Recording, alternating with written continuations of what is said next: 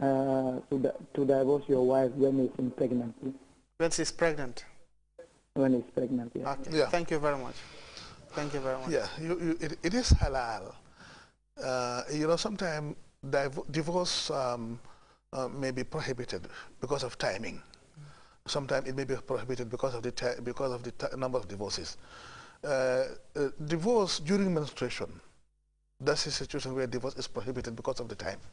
But when the woman is pregnant, or when a woman is a minor, the whole one, she's not yet reached the age of maturity, got married and is pregnant, or when she goes beyond the age of menstruation, these three stages, divorce can happen anytime, and it will not be against the sunnah of the Prophet sallallahu alaihi wasallam. The only time divorcing a woman, a pregnant woman, will be against the sunnah if you grant more than one divorce. But insofar as is one divorce, and because it's pregnancy, it is not haram. It is permissible. Okay. This issue of one divorce, is it that you said I divorce you, or yes. on one instance, if you say it 3 times or 4 times, does it represent one or what? It used to be like this, that you divorced once, and then maybe before the end of the waiting period, you revoke the divorce, because that's what we call talaq raj'i, or revocable divorce, a divorce that can be revoked. So if you divorce before the end of the waiting period, you revoke the divorce, the marriage is reconstituted. Okay. One divorce has happened. If problems occur again, and you divorce for a second time, maybe a month or a year later, second divorce has occurred. If you revoke the divorce, marriage is reconstituted. Now you are left with one chance. If 2 or 3 years later problems develop again, you divorce for a third time, that will be the end of it. You cannot revoke the divorce now. The divorce is final, and you cannot get back to the woman until she gets married to another person and incidentally happen to be divorced. But during the time of Sayyidina Umar ibn al-Khattab, people started to play with divorce. That somebody would tell the wife that I have divorced you 3 times. And he ruled that it's binding, that anybody who said to the wife that I have divorced you, or you are divorced 3 times, 3 divorces will occur, divorce becomes binding and becomes final. You understand? That is the rule of Sayyidina Umar, Sayyidina Umar ibn Khattab, and he's one of the most authoritative jurists of Islam. And therefore it became a well-established rule, particularly in the Maliki school, that anybody who utters the word divorce 3 times, that I have divorced you 3 times, or who pronounced divorcing the wife for 3 times, 3 divorces would occur instantly. And the divorces are all final, and the person cannot get back to reconstitute the marriage. It was irrevocable, and the only time that marriage can come between them was if the woman happened to marry to another man and incidentally get divorced. Wallahu alam. So this is great musibah, because I know someone who divorced his wife more than 6 times. Yeah. Yeah. Anytime the wife goes, the elders of the community will say, hey, don't break the family. We are the same people. It will reconstitute it again. Yeah. In fact, more than 6 to 7 times. Some of our now, what I think about is, what of children who are born after the 3rd divorce? Yeah, in fact, if you quote there are some court cases in the Qadi court whereby a man who divorced, like you are saying exactly, kept on divorcing for the 4th, 5th, 6th time, and he died. There are court cases. Now, in this case, anybody born after the 3rd divorce becomes an illegitimate child. Allah. And not entitled to inheritance. Not entitled to inheritance? No, not at all.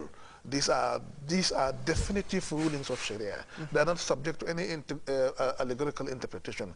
Sometimes, what our cousins, the Jarankas, do, they will, after having divorced for a 2nd, 3rd time now, knowing fully well that when they come to you as an almami, you are a pious man, you will not allow them to get back to the woman, and he will want to get the one back after having despite having divorced her for 3 times. They will go to the common people, give them some money, and then send them to go and bring the woman back. So this woman now is coming back this time not as a wife, but as maybe, how do you call it? Concubine. Nah. And therefore, any child born in that period becomes an illegitimate child. People have to be very careful. And there are severe penalties for that? Oh, of course. Zina, adultery. People have to be very careful. And that's why I'm saying we play with divorce. But Islam is not playing with divorce. Divorce is a serious matter. And that's why it's not encouraged at all. And you see, that is why the ulama of Islam, the pious people, before they let somebody divorce his wife, or before they let a woman withdraw from a marriage situation, they make sure that they spend a lot of time talking, try to make peace between the two parties. Because divorce is a serious matter. But whether you divorce, whether divorce is granted 3 times through intervals, first divorce, revoked, marriage reconstituted, divorce, revoked, and marriage reconstituted, or whether divorce is pronounced, the 3 divorces are pronounced instantly. Is this way or the other way? Because it is 3 divorce, it's final, and then therefore it's irrevocable, and the woman cannot come back. They cannot come together as husband and wife. And like I said, unless the woman happens to marry to another person and incidentally get divorced. And remember, there was a very, very famous theater on the Senegalese TV. They call it Bara Yego. People do that technique too. Like somebody might, because of some people are very, very short-tempered and very stupid sometimes, I'm sure to say that they don't even think of the consequence of what they do. Keep on divorcing a woman for 3 times. Now that the final divorce has come, you are told that it's irrevocable, and you want to get the woman back. And you are told that no, you cannot get the woman back unless the woman married to another person and happen to be divorced incidentally. So what they will do, they will agree. He can agree with another person to go and marry the woman and then get a divorce. And then he comes back. Okay. All these tricks people used to play them in our community, and they are against the teachings of Islam. Okay. In a situation like this, the restriction remains intact. Okay. The woman is still haram for the man. One question, Ustaz, I forgot to ask that. It's from a top government official, and it's a very, very, very important question, and I forgot to ask it at the beginning, although it is not related to what we're talking about right now, but it's a very important question. It's concerning prayers. Naturally, people like me will go on trek to Basay. Right? If you are traveling, how do you perform these prayers? Which prayers? Prayers on journeys. You see, if you are able to stop and pray at any particular given time, that's the typical, ruling of Islam. That when time is time for Zuhr, stop and pray Zuhr.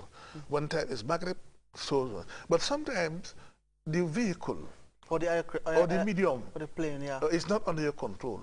You cannot stop anywhere you like to stop.